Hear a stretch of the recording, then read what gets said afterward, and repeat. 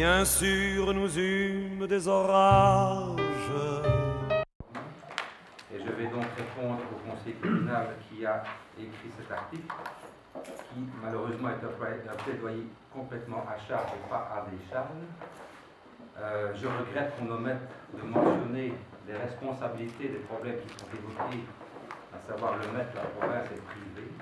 On laisse sous-entendre dans chaque ligne, dans chaque phrase que la commune a sa responsabilité engagée. Et je ne viendrai pas sur les attaques ad hominem qui se font en fait d'articles qui sont, à mon sens, qui relèvent de l'impolitesse plus que d'autres choses. Donc, puisque c'est un bilan qui s'adresse sans ménagement au collège, je m'adresserai également sans ménagement à M. Balantus. J'attire votre attention sur le fait que les 86 photos que vous avez faites, la plupart ont été faites sans autorisation quelconque des propriétés privées que vous avez pris. Remarque m'a déjà été faite à ce sujet-là. J'en ai, comme vous-même, référé à la personne qui m'en a fait la preuve. Vous avez constaté des infractions et vous êtes évidemment réjoui de les mettre en évidence en les annonçant au bloc de M. Glessin. Il aurait été bien plus constructif de les annoncer aux autorités communales ou à la police de manière à ce que nous puissions rédiger les procès-verbaux pour les infractions. Mais je remarque que les infractions dont vous faites mention relèvent toutes le territoire privé et à aucun moment sur le territoire communal, ce qui me réjouit. Je rappellerai que Font-de-Forêt est principalement constitué de nationales régies par le maître. À aucun moment on ne le signale. Malheureusement, la commune ne sait pas exercer l'autorité qu'elle voudrait sur cette voirie. Je rappellerai que la Magne dépend de la province de Liège. À aucun moment ce n'est cité nulle part dans l'article laissant sous-entendre qu'elle est sous l'autorité de la commune qui, malheureusement, ne sait pas non plus exercer le pouvoir qu'elle voudrait. Je rappellerai aussi que les infractions citées relèvent du domaine privé, où la commune aimerait aussi exercer son autorité et que malheureusement la loi l'y interdit. Et donc, je trouve dommage d'avoir laissé sous-entendre à chaque ligne, à chaque mot, l'engagement de la responsabilité communale, alors que malheureusement la commune est victime de ce qui se passe aussi à cet endroit. Ça c'est une chose, même plus. Alors, vous parlez des bâtiments Mézières et autres, ben, voilà, j'attire votre attention sur le fait que le bâtiment est vendu, les anciens bureaux Mézières, à une personne qui va y installer un commerce, et donc le projet est en cours.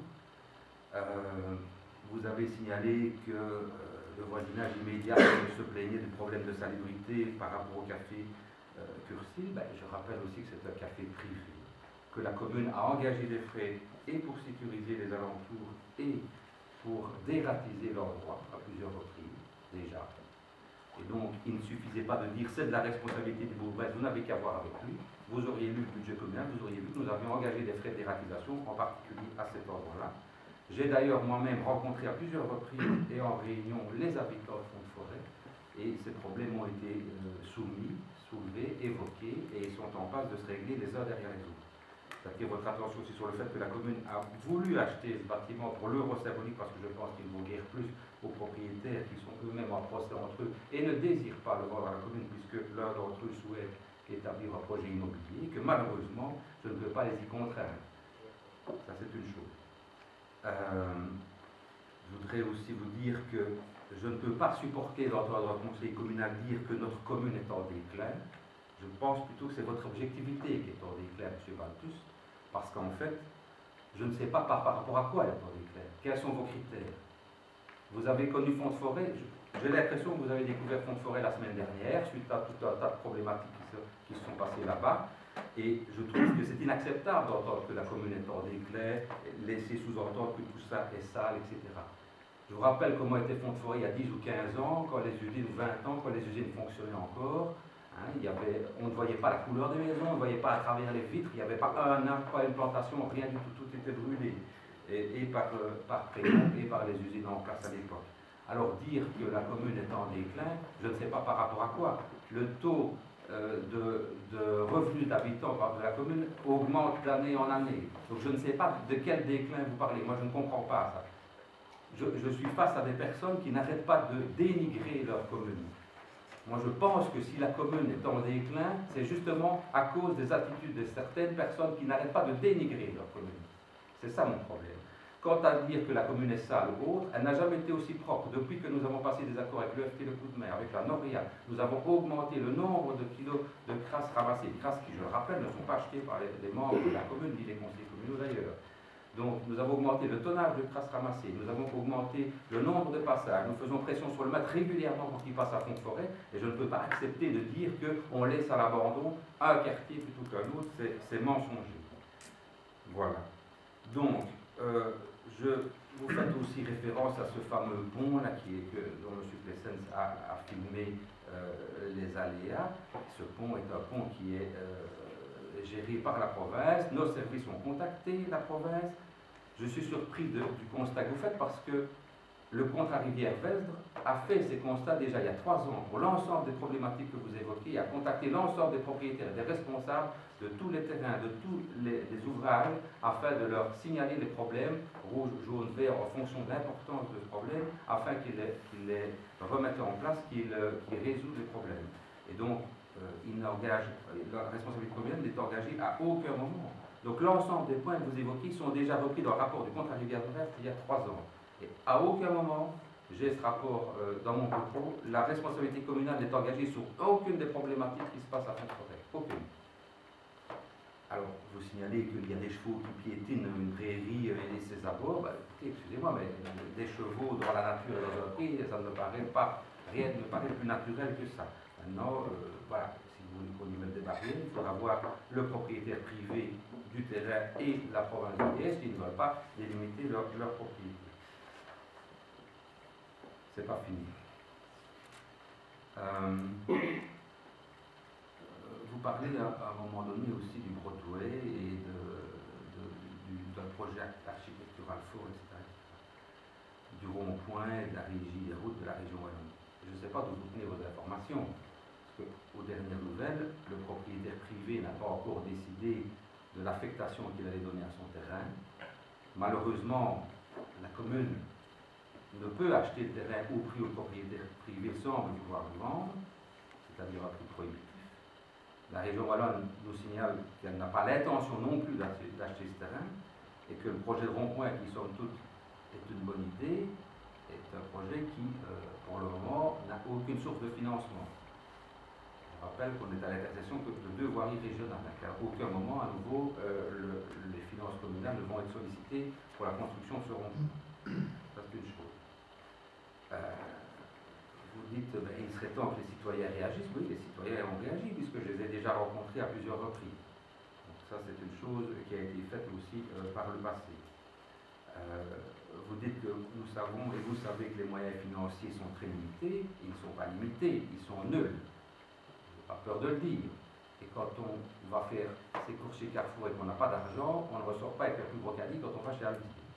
Donc, quand on n'a rien, on n'a rien.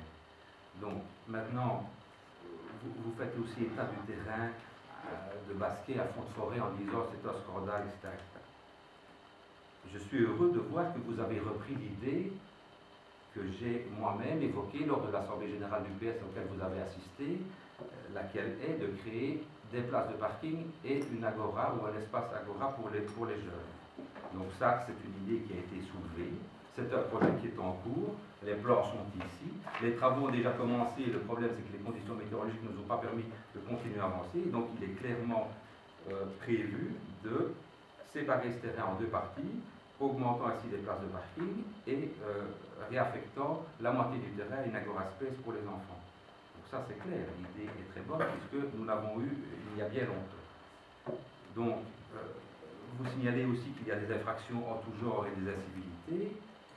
Je suis extrêmement surpris que les gens adhèrent à cette position, puisque je trouve un peu même comique dans les commentaires qu'il y a par rapport à votre article, une personne elle-même victime d'une infraction urbanistique constatée adhère complètement à vos propos alors qu'elle est en train de faire tout ce qu'elle peut pour ne pas la payer, son infraction. Et donc nos services fonctionnent, les infractions sont relevées, bien entendu si vous en connaissez d'autres, il n'est pas inintéressant de les signaler à la police, et les amendes sont perçues. Donc il n'y a aucun manque de cohérence justement dans l'action du collège par rapport à ces infractions. Justement, c'est notre fermeté qui nous pose des problèmes avec les riverains, justement parce que nous relevons les infractions, parce que nous mettons les amendes. De même que pour les incivilités, vous avez d'ailleurs voté aussi le règlement sur les sanctions communales administratives. Après, vous faites référence à un très mauvais projet à Péry de 50 000 € pour un ruisseau. Moi, là, je ne vous comprends pas, puisque vous avez applaudi à deux mains quand on l'a présenté ici au conseil communal, en disant qu'enfin, on réouvrait un ruisseau qui était fermé. Et maintenant, vous dites un très mauvais projet. Voilà. Il y a quelque chose qui m'échappe. Donc, je voudrais simplement vous dire que je ne vais pas revenir sur la façon dont vous parlez de M. Vendy ou de M. Nori, de M. Marc et des membres du collège, parce que je trouve qu'elle est à la limite de l'impolitesse, mais je ne vais pas m'abaisser à répondre à ça. Je veux juste vous dire que si vous étiez resté dans la majorité, vous auriez pu concrètement avancer sur des projets, mais vous avez préféré jouer la carte de la facilité pour critiquer de l'extérieur des projets que vous saviez vous-même que vous ne sauriez pas faire aboutir. Et donc, je vous demanderai juste de ne pas dégoûter vos collègues et de ne pas dégoûter les habitants du travail et de leur quartier, de continuer à travailler de manière constructive et d'arrêter de critiquer sans d'abord s'être renseigné. À quel moment est-ce que vous avez interrogé le collège sur quels sont nos projets là-bas? Jamais. Vous faites des constats qu'on a fait avant vous, et on a rencontré les gens pour y mettre en avant les projets qu'on avait sur place. Mais vous constatez de manière négative. Vous ne mettez jamais en avant le positif qui est fait. Et donc, je vous dirais simplement que cet article, nonobstant le fait qu'il m'est moi-même un peu irrité, comme vous l'avez compris, a irrité d'autres membres du collège, et je trouve un peu dommage que ça n'ait pas été beaucoup plus constructif. Vous avez relevé plusieurs endroits où il y avait des infractions. À aucun moment vous n'êtes allé signaler aux autorités publiques, que ce soit la police ou le collège, qu'il y avait des infractions à ces endroits. Vous devez vous imaginer que peut-être que si M. Vendy se promène plus régulièrement dans les chemins de campagne, tous les membres du collège n'ont pas l'occasion d'y aller régulièrement, et donc il y a des infractions qu'on n'a pas pu constater nous-mêmes. Et donc si vous les constatez, signalez-les plutôt que d'en faire une publicité négative pour la communauté. Voilà ce que je voulais vous dire. Voilà le droit de réponse que je voudrais bien que M. Plessels publie sur son site